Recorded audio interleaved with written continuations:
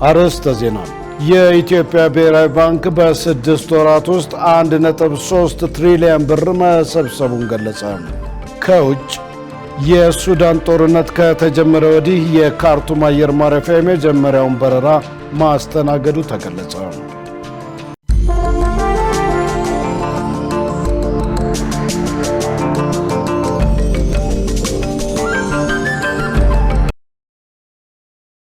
ጤና ይስጥልኝ ክቡራን ተመልካቾቻችን፣ ከኢሳት ነጻ ሚዲያ የሰዓቱን ዜና ይዘን ቀርበናል።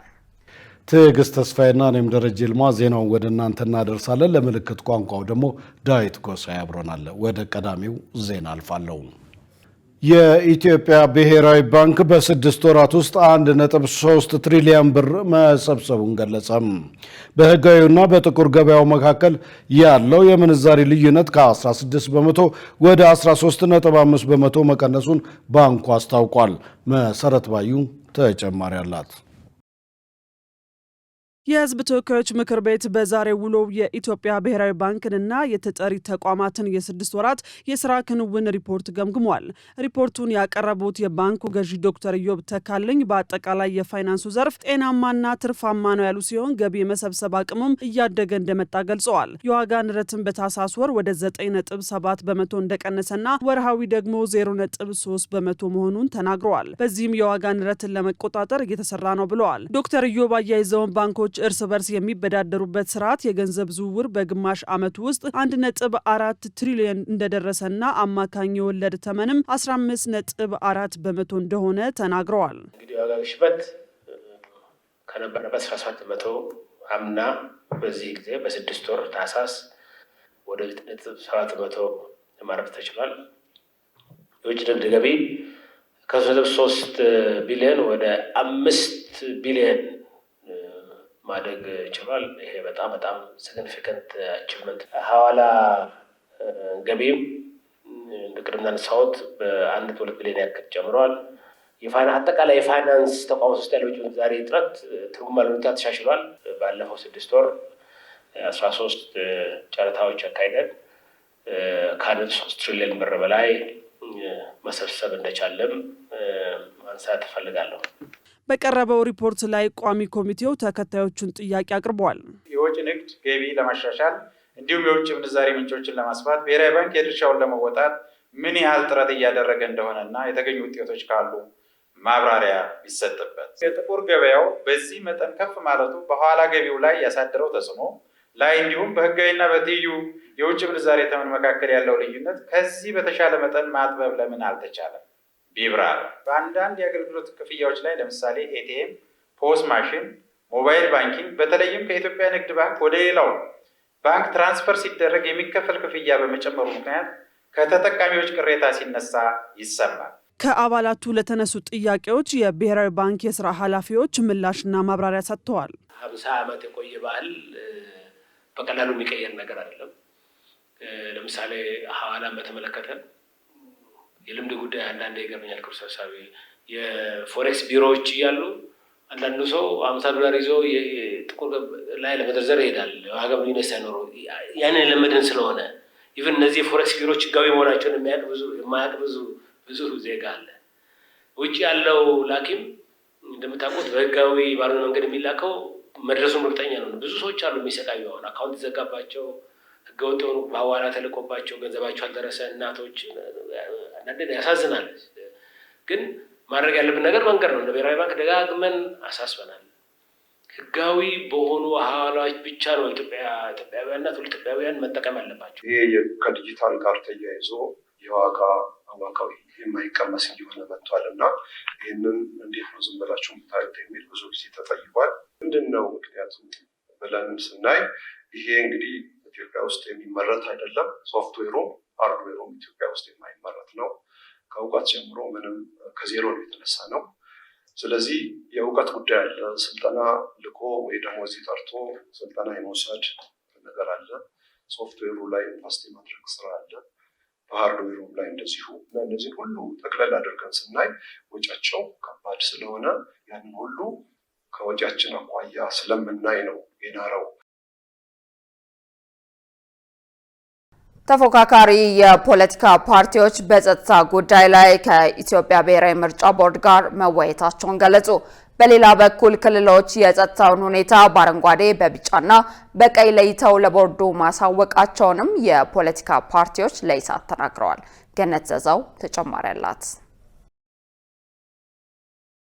የኢትዮጵያ ብሔራዊ ምርጫ ቦርድ በጸጥታ ጉዳዮች ከክልል ርዕሰ መስተዳድር ፕሬዝዳንቶችና ከጸጥታ ቢሮ ኃላፊዎች ጋር በዛሬው ዕለት ውይይት አካሂደዋል። ከተሳታፊዎቹ መካከል የኢዜማ ፓርቲ ዋና ጸሐፊ ዋሲሁን ተስፋዬ እንደገለጹት ቦርዱ በሐረሪ፣ በቤንሻንጉል ጉሙዝ፣ በደቡብ ኢትዮጵያ፣ በአፋርና በኦሮሚያ ክልል ያለውን የጸጥታ ሁኔታ በሪፖርት ማቅረቡን ገልጸዋል። ክልሎች የጸጥታ ሁኔታ በአረንጓዴ በቢጫና በቀይ ለይተው ለቦርዱ ማሳወቃቸውንም ዋና ጸሐፊው ተናግረዋል። አስቻይ ሁኔታ አለባቸው የሚባሉ ቦታዎች በአረንጓዴ በቀይ እና በቢጫ እየቀረቡ ነው ያሉት። እዛ ላይ ደግሞ የፖለቲካ ፓርቲዎች እና የሚመለከታቸው የጸጥታ አካላት የመንግስት የጸጥታ አካላትና የስራ ኃላፊዎች ማብራሪያ እየሰጡበት ነው ያለው። እዛ ሁኔታ እየሄደ ነው። ከዚህ በፊትም የጸጥታ ሁኔታቸው በአንጻራዊነት የተሻለ ያለባቸው እንደ አዲስ አበባ፣ እንደ ድሬዳዋ፣ እንደ ሐረር ያሉ ቦታዎች ናቸው እና እንደ ደቡብ ኢትዮጵያ፣ እንደ ማዕከላዊ ኢትዮጵያ ያሉ ቦታዎች ናቸው። እነዚህ ቦታዎች ላይ የጎላ የሚባል ችግር የለም። የተወሰኑ ቦታዎች ላይ በቢጫ የተቀመጠባቸውና በሂደት ስራ ሊሰራባቸው የሚገቡ ወይም ደግሞ ምርጫው የሚደረግ ከሆነ በአጀብ ሊደረግባቸው የሚገቡ ተብሎ በቢጫ የተቀመጡ የተወሰኑ ቦታዎች አሉ። አብዛኞቹ ቦታዎች ግን በአረንጓዴ የቀረቡ ናቸው። የምርጫን ሂደት የሚወስነው ይሄ አረንጓዴና ቢጫ ከመሆኑም በተጨማሪ አረንጓዴ የሆኑበት ቦታዎች ላይ በተጨምርም ያለው የፖለቲካ ምህዳር ምንድን ነው የሚለው ሁልጊዜ ያሳስበናል። አረንጓዴ ሆነ ማለት አስቻይ ሁኔታ አለ፣ ምርጫውን በነጻነት ተንቀሳቅሶ ማድረግ ይቻላል ማለት ነው። ያንን በተግባር ግን መሬት ላይ ወርደን ስናይ አባላቶቻችን በነጻነት እየተንቀሳቀሱ ምርጫውን ማድረግ የሚችሉባቸው ሁኔታዎች ምንድን ናቸው የሚሉትም ዛሬም በነበረው ውይይት ላይ ሀሳባችንን ገልጸናል። ሌላኛው በውይይቱ ላይ የተሳተፉት የመኢአድ ፓርቲ ፕሬዚዳንትና የትብብር ለኢትዮጵያ አንድነት ቅንጅት ለኢትዮጵያ ፕሬዚዳንት አብርሃም ጌጡ በበኩላቸው ቦርዱ የጸጥታ ሁኔታ ከምርጫው ጋር ምን መሆን አለበት፣ ከምርጫው ባሻገር የሀገሪቱን ሰላም ለማምጣት ምን መስራት ይገባል የሚሉትን ጉዳዮች አንስቶ እንደተወያዩባቸው ተናግረዋል። በተጨማሪም የየክልሎቹ የጸጥታ ኃላፊዎች በየአካባቢያቸው ያለውን የጸጥታ ሁኔታ በአረንጓዴ ቢጫና ቀይ ቀለማት ለይተው ማቅረባቸውንና መወያየታቸውን አንስተዋል። ከምርጫ ባሻገርም ከምርጫ ባለፈም ሀገሪቱ ሰላም መሆን ያለባት ወሳኝ ጉዳይ ስለመሆኑ በዚያ ጉዳይ ላይ ነው አጠቃላይ ውይይትና ንግግሩ የነበረው። መሬት ላይ ያለው ሌላ ነው፣ የሚነገረው ሪፖርቱም ሌላ ነው። ትግራይ ክልል ያው በአማራ ክልል ላለፉት ሁለትና ከዚያ በላይ አመታት ፖለቲካል እንዲሆነ ጦርነት የሚደረግበት ዜጎች መኖር ያቃታቸው የተለያዩ መሳሪያዎች መሞከሪያ የሆነው ክልሉ ንብረት የሚወድምበት የሚሞቱት ዜጎች በዚያና በዚህ በኦሮሚያ ክልል አብዛኛው ማለት ይቻላል ፈጽሞ መንቀሳቀስ የማትችይበት አማራ ክልል አሁን እንዳልኩሽ ነው። ቤኒሻንጉል ጉሙዝ ክልል ውሰጅ፣ ጋምቤላን ውሰጅ።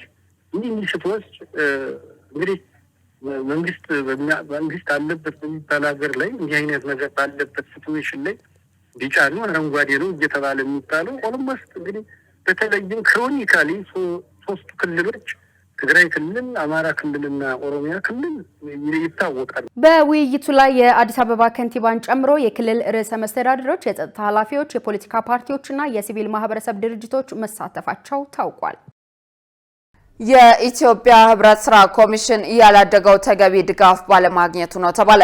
ኮሚሽኑ በአሁኑ ወቅት በሪፎርም በመታገዝ የተሻለ ውጤት ለማስመዝገብ እንደሚሰራ አስታውቋል። መሳይ ገዛኸኝ በኢትዮጵያና በአዲስ አበባ ከተማ ህብረት ስራ ኮሚሽን የተዘጋጀውን ሲምፖዚየምና ባዛር ምክንያት በማድረግ በዘርፉ ያሉ ችግሮችን ለመቅረፍ የሪፎርም ሀሳቦች የቀረቡበት የፓናል ውይይት ዛሬ በአድዋ መታሰቢያ ሙዚየም ተደርጓል። በውይይቱ ሀሳብና አስተያየታቸውን የሰነዘሩት የዘርፉ ባለሙያዎች እንዲሁም ማህበራት ችግር ናቸው ያሏቸውንና ሊስተካከሉ የሚገቡ ጉዳዮችን አንስተዋል። አዲስ አበባ በኑሮ ውድነት አንገቷ ላይ ደርሷል። ሊውጣት ምንም የቀራት ነገር ቅድም የተነሳው ከምክትል ኮሚሽነሩ ከአዲስ አበባ የተነሳው መፍትሄ የሚደነቅ ነገር ግን አባይን በጭልፋ ነው የትም የሚያደርሰን አይነት አይደለም። ለምን ሲስተሙ በሚገባ በአምራችና አሁን በያዛቸው ስራ ከሄንና ከበረታን የምንወጣው ነገር በአምራችና በሸማቹ መካከል ያለው ግንኙነት ዜሮ ነው። ደላላ ህገወጥ ደላላ የነገሰበት አገር ውስጥ ያለን ሰዎች አዋጅ 985/2009 ውስጥ ዘርፈ ብዙ አሳሪ ነገሮች አሳሪ አንቀጾች ነበሩ። ነክሶ በማውጣት ረቂቁ ላይ የህብረት ስራ ማህበር ቤተሰብ ወይም የህብረት ስራ ማህበር ባለቤት ምንባል ከመነሻ ጀምሮ በረቂቅ አዋጅ ላይ ውይይት፣ ምክክር ሀሳብ አያስፈልግም ነበር ወይ? የህብረት ስራ ረጅም ዕድሜ ያለው በሀገራችን ቀላል አይባልም። 65 ዓመት በኢኮኖሚ ውስጥም ትልቅ ተዋጽኦ እያደረገ ሚናውን እየተጫወተ መጥቷል። ግን በዕድሜው ደረጃ የተሻገረ የሄደ አይደለም። በኢኮኖሚ ውስጥ ያለው ሚና አነስተኛ ነው። አስተያየት ሰጪዎች ትኩረት ይፈልጋሉ የተባሉ ጉዳዮችን በአጽንኦት ሰንዝረዋል። በግብርና ውስጥ ትራንስፎርሜሽን እንዲመጣ ከፈለግን በግብርና ውስጥ በሳይዝ ለውጥ የሚመጣ መዋቅራዊ ለውጥ ያስፈልጋታል። ይችላል በኢትዮጵያን የሚመሩ እርሻዎች በኢትዮጵያን ባለቤት ያ እስካልሆነ ድረስ የትም አንደርስም። ግን የራሳችን ትላልቅ እርሻዎች ለምን አይኖሩንም? ኮኦፕሬቲቭስ ደግሞ የደሃ እርሻዎች የጥቃቅን እርሻዎች ስብስብ ብቻ አይደለም ብዬ ከዚህ በፊት ተናግሬያለሁ። ትላልቅ እርሻዎችን በኮኦፕሬቲቭ ይሄዳሉ። የማዕድን ኮኦፕሬቲቭ ለምን አናቋቁምም? የደን ልማት ኮኦፕሬቲቭ ለምን አናቋቁምም? በርካታ ማህበራትን ማንሳት ይቻላል። ለምን አናደራጅም? በዚህም በኩል ትኩረት ቢሰጠ። የህብረት ስራ ባንክ የለንም፣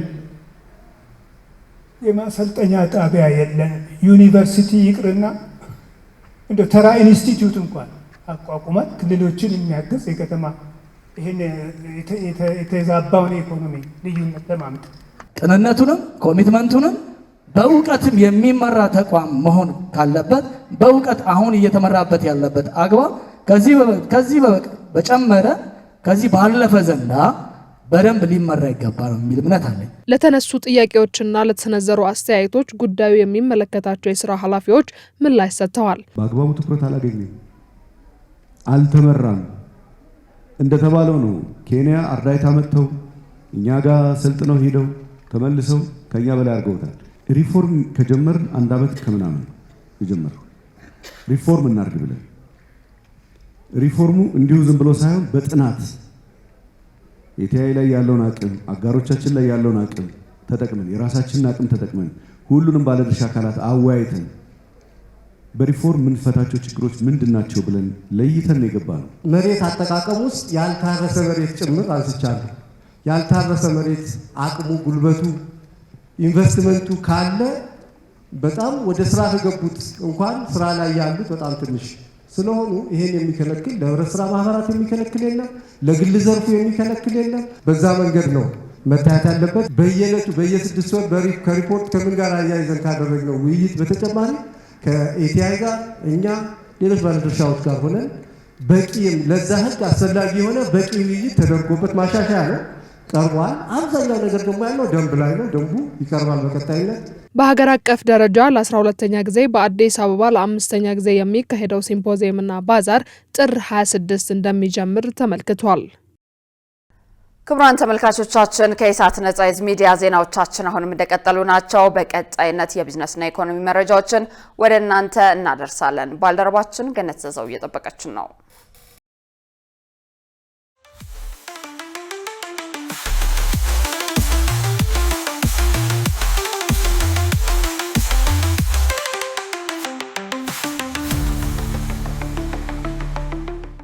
ሰላም ጤና ይስጥልን ተመልካቾቻችን፣ ከኢሳት ነጻ የህዝብ ሚዲያ ለዕለቱ ያዘጋጀናቸውን የቢዝነስና የኢኮኖሚ መረጃዎች ወደ እናንተ እናቀርባለን። ከዘገባዎቹ ጋር ገነት ዘዘው ነኝ። አብራችሁን ቆዩ። ኢትዮጵያ የባህር በር ማግኘቷ የተረጋጋ ኢኮኖሚ ለመምራት የጎላ አስተዋጽኦ እንደሚኖረው ተገለጸ። በድሬዳዋ ዩኒቨርሲቲ የኢኮኖሚክስ መምህርና ተመራማሪ ዶክተር ዘሪሁን ተምሳስ እንደገለጹት ኢትዮጵያ የራሷ የባህር በር እንዲኖራት የምታደርገው ጥያቄ ፍትሐዊና ከሀገሪቱ እያደገ ከመጣው የህዝብ ብዛትና ኢኮኖሚ አንጻር ተገቢ ነው። ሀገሪቱ በየዓመቱ ከ2 ቢሊዮን ዶላር በላይ ለጅቡቲ ወደብ ኪራይ እንደምትከፍል የጠቀሱት ዶክተር ዘሪሁን ይህ ወጪ በሀገር ውስጥ የልማት ስራ ላይ ቢውል ትልቅ ለውጥ እንደሚያመጣ ተናግረዋል። የወደብ ኪራይና የቆይታ ክፍያ በምርቶች ላይ የዋጋ ጭማሪ በማስከተል ለኑሮ ውድነት መባባስ አንድ ምክንያት መሆኑን መምህሩ አስረድተዋል። የኢትዮጵያ የባህር በር ባለቤት መሆን እንደ ደቡብ ሱዳንና ዩጋንዳ ላሉ የጎረቤት ሀገራትም አማራጭ ወደብ እንዲያገኙ በማድረግ የቀጣናውን የንግድ ትስስር እንደሚያሳልጥ አመልክተዋል። በመኸር ወቅት 541.8 ሚሊዮን ኩንታል ምርት መገኘቱን የግብርና ሚኒስቴር አስታወቀ። የሚኒስቴሩ የህዝብ ግንኙነት ስራ አስፈጻሚ ከበደ ላቀው እንደገለጹት ምርቱ ከ19.4 ሚሊዮን ሄክታር መሬት ላይ ከለማ ሰብል መሰብሰቡን አስታውቀዋል። በኩታ ገጠም የእርሻ ዘዴ በ12.6 ሚሊዮን ሄክታር መሬት ላይ 242 ሚሊዮን ኩንታል ምርት መሰብሰቡን ምክትል ስራ አስፈጻሚው ተናግረዋል። ይሁን እንጂ የተገኘው ምርት በበጀት ዓመቱ ለማምረት ከታቀደው የ653 ሚሊዮን ኩንታል ግብ በታች ነው። ሆኖም በሰብል የተሸፈኑ ቀሪ እርሻዎችን በፍጥነት በመሰብሰብ አጠቃላይ ምርታማነትን ለማሳደግ የተሰራ መሆኑ ተገልጿል። ዘገባው የስፑትኒክ ኢትዮጵያ ነው። በአዲስ አበባ ከተማ በግማሽ ዓመት ውስጥ 162 ቢሊዮን ብር በላይ ገቢ መሰብሰቡ ተገለጸ።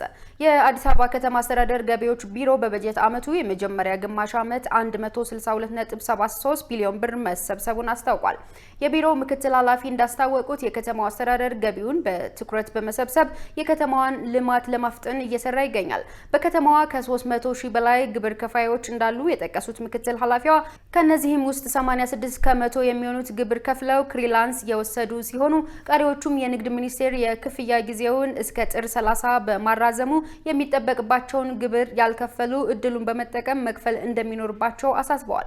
በሌላ በኩል የከተማው አስተዳደር በ1999 ነጋዴዎች ላይ የእርምት እርምጃ የወሰደ ሲሆን ቢሮው በቀሪው ጊዜ ዓመታዊ እቅዱን ሙሉ በሙሉ ለማሳካት ከባለድርሻ አካላት ጋር በመቀናጀት እየሰራ ይገኛል ሲሉ ተናግረዋል።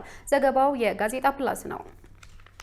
የአድዋ ድል መታሰቢያ ሙዚየም በ6 ወራት ከ350 ሺህ በላይ በሆኑ የሀገር ውስጥና የውጭ ዜጎች መጎብኘቱ ተገለጸ። በግማሽ ዓመቱ በሙዚየሙ ጉብኝት ካደረጉት ውስጥ ከ10 ሺህ በላይ የሚሆኑት ታዳጊ ወጣቶች መሆናቸውን የሙዚየሙ ዋና ዳይሬክተር ዮሴፍ ቤካ ተናግረዋል። የቀደምት ኢትዮጵያውያን አባቶችን ጀግንነት የሚዘክረው ይህ መታሰቢያ ሙዚየም የቱሪዝም መዳረሻ ከመሆኑ ባለፈ ትውልዱ የሀገሩን የነጻነት ዋጋ እንዲረዳ እያደረገ እንደሚገኝ ጠቁመዋል። የአድዋ ድል መታሰቢያ የአሁኑና ቀጣዩ ትውልድ የቅድመ አያቶቹን የድል ታሪክ እንዲገነዘብ በውል ትርክት መገንቢያ መሳሪያነት የሚያገለግል ሕያው ምስክር ነው ሲሉ ኃላፊው ተናግረዋል። የተከበራችሁ ተመልካቾቻችን አሁን ደግሞ የዕለቱን የውጭ ምንዛሬ ዋጋና የብሔራዊ ባንክ የወርቅ ግብይት መረጃ ተከታትለን እንመለስ።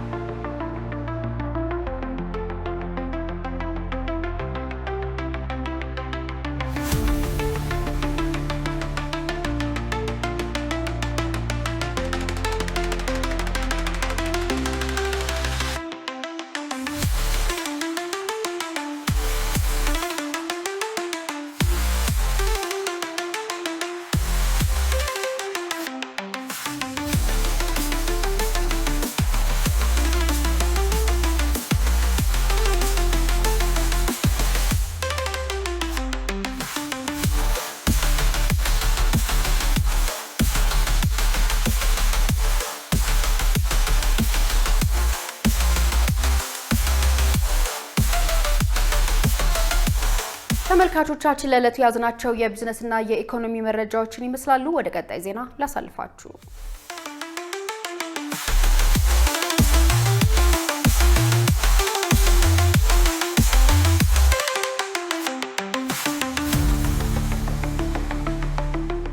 ውድ ተመልካቾች ከኢሳት ነጻ ህዝብ ሚዲያ የሰዓቱ ዜና ወደ እናንተ መድረሱ እንደቀጠለ ነው። አሁን ደግሞ ወደ ውጭ ዘገባዎች እናልፋለን። የሱዳን ጦርነት ከተጀመረ ወዲህ የካርቱም አየር ማረፊያ የመጀመሪያውን በረራ ማስተናገዱ ተገለጸ። የመጀመሪያው በረራ በደርዘን የሚቆጠሩ ሰዎችን ይዞ ከፖርት ሱዳን ወደ ካርቱም መደረጉ ታውቋል። ሸሪፍ ኢማም ተጨማሪ አለው።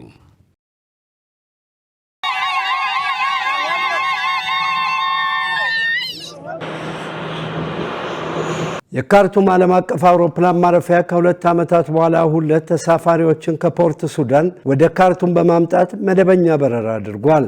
የሱዳን ጦር ዋና ከተማውን ካርቱምን ከፈጥኖ ደራሽ ኃይል አስለቅቆ ሙሉ ለሙሉ ተቆጣጥሯል። ባለስልጣናት እንዳስታውቁት በቀን ውስጥ 4 መደበኛ በረራ ይደረጋል ብለዋል።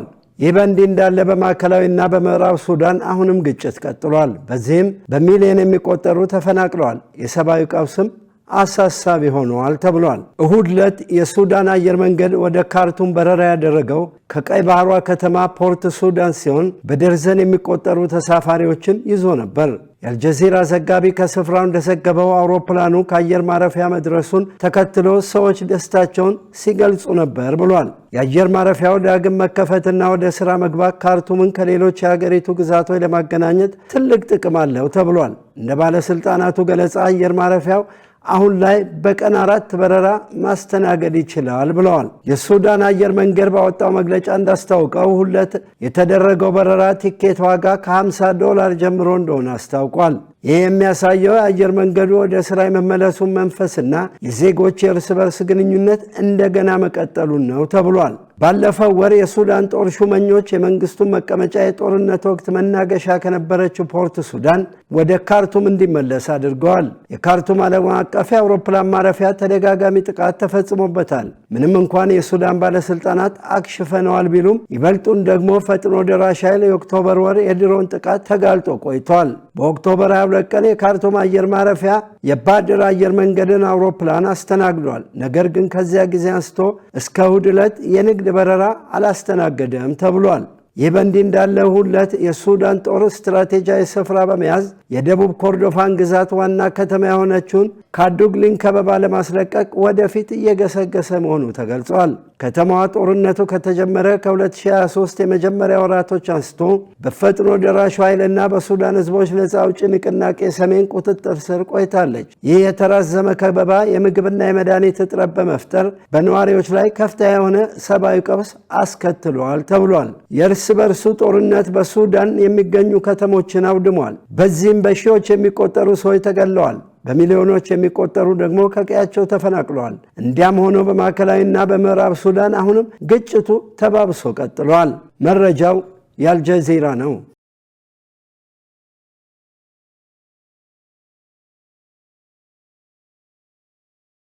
በጋዛ የሚገኘው የራፋ የድንበር ማቋረጫ በሙከራ ደረጃ ተከፈተ። እርምጃው የተወሰደው እስራኤል በጋዛ እያካሄደች ያለውን ጦርነት ተከትሎ ከዓለም አቀፉ ማህበረሰብ በሚሰነዘርባት ጫናና ቀጠናውን ለማረጋጋት በሚደረገው ዲፕሎማሲያዊ ጥረት ምክንያት ነው። ዮሐንስ ተስፋ በጋዛዋ ራፋህ ድንበር ለ2 ዓመታት ያክል ተቋርጦ የነበረው እንቅስቃሴ እንደገና ተጀምሯል። በግብጽ በኩል በጋዛ ሰርጥና በውጭው ዓለም መካከል ወሳኝ መተላለፊያ የሆነው ይህ ድንበር እንደ አውሮፓውያኑ ግንቦት 2024 ተዘግቶ ነበር። እስራኤል የድንበሩ መተላለፊያ ለሙከራ ያህል መከፈቱን የገለጸችው መደበኛ የሰዎችና የሸቀጥ ዝውውር ከመጀመሩ በፊት የደህንነት ሂደት ለመፈተሽ መሆኑን አሳውቃለች። በእስራኤል በኩል የሚንቀሳቀሰው አስተባባሪ ክፍል እንደገለጸው ከሆነ ድንበሩ ደረጃ በደረጃ የሚከፈት ሲሆን በዛሬው ዕለት ውስን መሻገሪያዎች ከመጀመራቸው በፊት የዝግኙነት መገምገሚያ የሙከራ ሂደት ይኖራል። በመጀመሪያው ዙር በጦርነቱ ወቅት ጋዛን ለቀው የወጡና የይለፍ ፍቃድ ያላቸው ፍልስጤማውያን ብቻ እንዲያልፉ የሚፈቀድ ሲሆን በዚህ የሙከራ ጊዜ ወቅት ሰብአዊ እርዳታ ማስተላለፍ ፍጹም ክልክል መሆኑም ተገልጿል። የራፋ ድንበር ላልተገደበ ጊዜ ተከፍቶ እንደ ቀድሞ ሁልጊዜ እርዳታ ማቅረብ ብንችል ምኞቴ ነው። እዚህ የቆየሁት ከ20 ጀምሮ ነው። በጋዛ ለሚገኙ ወንድሞቻችን ሰላም እንመኛለሁ። እየተሰቃዩ ነው። ድንበሩ እስራኤል አካባቢውን ከተቆጣጠረችበት ጊዜ ጀምሮ ተዘግቶ መቆየቱ የጋዛን መገለል አባብሶታል የሚሉ ነዋሪዎቹ፣ መከፈቱ ደግሞ በተለይም በጽኑ ሕመም ለሚሰቃዩ ዜጎች ትልቅ ተስፋ እንደሆነላቸው ይናገራሉ። ይህ ድንበር ለጋዛ የህይወት መስመር ነው። ለእኛ ለታካሚዎች ደግሞ የህልውና ጉዳይ ነው። በጋዛ ውስጥ ለመታከም የሚያስፈልጉ ግብዓቶች የሉንም። ሕክምና ለማግኘት የግድ ወደ ውጭ መውጣት አለብን። ይህ በዝግታ የመሞት ሂደት ነው። የሕክምና ጉዟችንን ለመቀጠል ወደ ውጭ መውጣት አለብን። የእርዳታ ድርጅቶች በበኩላቸው የድንበሩ መዘጋት አስከፊ ሆኖ እየቀጠለ ያለውን ሰብአዊ ቀውስ ይበልጥ እንዳባባሰው፣ የሕክምና አገልግሎቱን እንዳስተጓጎለውና በአንድነት ይኖሩ ቤተሰቦችን እንደበተነ ይናገራሉ። በተለይም የኩላሊት እጥበት የሚከታተሉና የኩላሊት ንቅለ ተከላ የሚያስፈልጋቸው ታካሚዎች ሁኔታ እጅግ አሳሳቢ ደረጃ ላይ ደርሷል ብለዋል። ወደ ጋዛ ሰርጥ የሚወስደው መሻገሪያ መከፈት ለብዙ ህሙማን በተለይም ለኩላሊት እጥበት ታካሚዎች የህይወት መስመር ነው። እነዚህ ታካሚዎች ተገቢው መድኃኒት ከማግኘት ባለፈ ለኩላሊት ንቅለ ተከላ ወደ ውጭ ሀገር መሄድ ይኖርባቸዋል። በዚህ ምክንያት ባለፉት ጥቂት ወራት የመሻገሪያው መዘጋት የበርካታ የኩላሊት እጥበትና የኩላሊት ስራ ማቆም ታካሚዎችን የጤና ሁኔታ እንዲባባስ አድርጎታል። የድንበሩ በከፊል መከፈት እስራኤል የተኩስ አቁም ስምምነት ቢኖርም በጋዛ ላይ የምታደርገውን ድብደባ በቀጠለችበት ወቅት የመጣ ነው። ዲፕሎማቶች እንደሚሉት በራፋህ በኩል የሚደረገው እንቅስቃሴ በመሬት ላይ ያለውን ሁኔታ መሻሻሉን የሚለካበት ዋነኛ ፈተና ይሆናል። የተባበሩት አረብ ኤሚሬትስ፣ የቱርክ፣ የግብፅ፣ የዮርዳኖስ፣ የኢንዶኔዥያ፣ የፓኪስታን፣ የሳውዲ አረቢያና የኳታር የውጭ ጉዳይ ሚኒስትሮች በጋራ ባወጡት መግለጫ የእስራኤልን ያለፉት ቀናት የድሮውን ጥቃት አውግዘዋል። ድርጊቱ የፖለቲካ ሂደቱን ሊያደናቅፍ እንደሚችል በማስጠንቀቅ በፕሬዚዳንት ትራምፕ የሰላም እቅድ ሁለተኛ ምዕራፍ ላይ ሙሉ ቁርጠኝነት እንዲኖርም አሳስበዋል። የራፋህ ድንበር ሙሉ በሙሉ ለመከፈት አሁንም ገና ቢሆንም በጋዛ በስቃይ ላይ ለሚገኙ ዜጎች ግን እንደዚች ያለችው ትንሽ እርምጃ የተስፋ ብርሃን ሆናላቸዋለች። መረጃው የአልጀዚራና ቲአርቲ ወርልድ ነው። ውድ ተመልካቾች ከኢሳት ነጻ ህዝብ ሚዲያ የሰዓቱ ዜና ወደ እናንተ መድረሱ እንደቀጠለ ነው። አሁን ደግሞ የስፖርት ዘገባዎችን ወደ እናንተ የምናደርስበት የአየር ጊዜ ላይ ደርሰናል። ሙሉ ቀን ሰለሞን ይጠብቀናል። ወደዛው እንለፍ። ለጤንነት፣ ለምርት፣ ለወዳጅነት ሰላም ጤና ይስጥልን ተመልካቾቻችን፣ ከኢሳት ነጻ የህዝብ ሚዲያ ለዕለቱ ያዘጋጀናቸውን ስፖርታዊ መረጃዎች ይዘን ቀርበናል። ከመረጃዎቹ ጋር ሙሉቀን ሰለሞን። የኢትዮጵያ ፕሪሚየር ሊግ 19ኛ ሳምንት መርሃ ግብር በሚቀጥለው ረቡዕ ይጀምራል። በአዲስ አበባና በአዳማ ሳይንስና ቴክኖሎጂ ዩኒቨርሲቲ ስቴዲየሞች በመካሄድ ላይ ያለው የኢትዮጵያ ፕሪሚየር ሊግ 19ኛ ሳምንት መርሃ ግብር ጨዋታዎች የፊታችን ረቡዕ፣ ሐሙስና ዓርብ ይካሄዳሉ። በዚህም ረቡዕ በአዲስ አበባ ስቴዲየም ሸገር ከተማ ከሽረ ምድረገነት ቀን 7 ሰዓት ላይ ሲገናኙ፣ ሀዲያ ሆሳና ከመቻል ከቀኑ 10 ሰዓት ጀምሮ ይጫወታሉ። በአዳማ ሳይንስና ቴክኖሎጂ ዩኒቨርሲቲ ደግሞ ኢትዮ ኤሌክትሪክ ከሲዳማ ቡና ቀን 9 ሰዓት ላይ ይገናኛሉ። አዳማ ከተማ ከሲዳማ ቡና ከምሽቱ 12 ሰዓት ጀምሮ ይጫወታሉ። ሲዳማ ቡና በ34 ነጥቦች ሊጉን እየመራ ሲሆን ሐዋሳ ከተማ ነገሌ አርሲና አንድ ተስተካካይ ጨዋታ የሚቀር ፋሲል ከነማ በኩል 32 ነጥቦች በግብ ክፍያ ተበላልጠው ከሁለተኛ እስከ አራተኛ ደረጃ ተቀምጠዋል። መቀለ ሰባ እንደርታ፣ ወላይታ ድቻ፣ ወልዋሎ ዓዲግራት ዩኒቨርሲቲና አርባ ምንጭ ከተማ ደግሞ በወራጅ ቀጠና ላይ ይገኛሉ። በሊጉ የኮከብ ግብ አግቢነቱ ፉክክር ደግሞ የቅዱስ ጊዮርጊሱ አቬል ያለውና የኢትዮጵያ ንግድ ባንኩ አዲስ ግዳይ በኩል 8 ጎሎች ይመራሉ። ካርሎስ አልካራዝ የአውስትራሊያ ኦፕን አሸናፊ ሆነ። ስፔናዊ ወጣት የሜዳ ቴኒስ ተጫዋች ካርሎስ አልካራዝ ሰርቢያውን ኖቫክ ጆኮቪችን በመርታት የ26 የአውስትራሊያ ኦፕን አሸናፊ ሆኗል። በአሁኑ ወቅት በቁጥር 1 ላይ የሚገኘው የ22 ዓመቱ ካርሎስ አልካራዝ የአውስትራሊያ ኦፕን ለመጀመሪያ ጊዜ በማሸነፉ አራቱንም የግራንድ ስላም ዋንጫዎች ያሸነፈ በእድሜ ትንሹ ተወዳዳሪ በመሆን አዲስ ታሪክ ጽፏል። የውድድሩ የ10 ጊዜ አሸናፊ የነበረውን የ38 ዓመቱን ኖቫክ ጆኮቪችን በአውስትራሊያ ኦፕን ፍጻሜ ያሸነፈ የመጀመሪያው ተወዳዳሪ ሆኗል። አልካራዝ ከዚህ በፊት 2 ፍሬንች ኦፕን፣ 2 የዩኤስ ኦፕን እና 2 የዊምበልደን ዋንጫ ማሸነፉ ይታወሳል። ጃንዋሪ 1 26 የተከፈተው የጥር የዝውውር መስኮት ዛሬ ሌሊት ይዘጋል። በመጨረሻው ቀን በርካታ የዝውውር መረጃዎች እየተሰሙ ነው። ከነዚህ መካከል ዩክሬናዊ የመስመር ተጫዋች አሌክዛንደር ዚንቼንኮ የኔዘርላንዱን ክለብ አያክስን በቋሚነት ተቀላቅሏል። በረዥም ጊዜ ውሰቱል በኖቲንጋም ፎረስት ሲጫወት የነበረውና የአርሰናል ቡድን አባል የነበረው ዚንቼንኮ የውሰቱሉን በስምነት አቋርጦ አያክስን በቋሚነት መቀላቀሉን አርሰናል በይፋ አስታውቋል። ሊቨርፑል ፈረንሳዩን የ20 ዓመት ተከላካይ ስፍራ ተጫዋች ጀርሚን ጃኬትን በ60 ሚሊዮን ዩሮ ክፍያ ለማስፈረም ከስቴድ ሬኔ ጋር ተስማምቷል።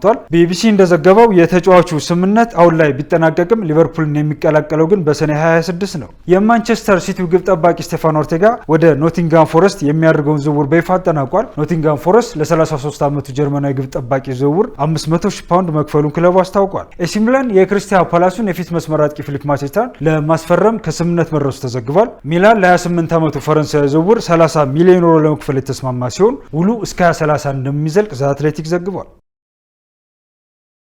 በመጨረሻም የእንግሊዝ ካራባኦ ካፕ የግማሽ ፍጻሜ ሁለተኛ ጨዋታዎች ነገና ረቡዕ ይደረጋሉ። በዚህም መሰረት ነገ አርሰናል ከቸልሲ ከምሽቱ 5 ሰዓት ላይ ሲጫወቱ፣ ረቡዕ ማንቸስተር ሲቲ ከኒውካስል ዩናይትድ በተመሳሳይ ሰዓት ከምሽቱ 5 ሰዓት ጀምሮ ይጫወታሉ።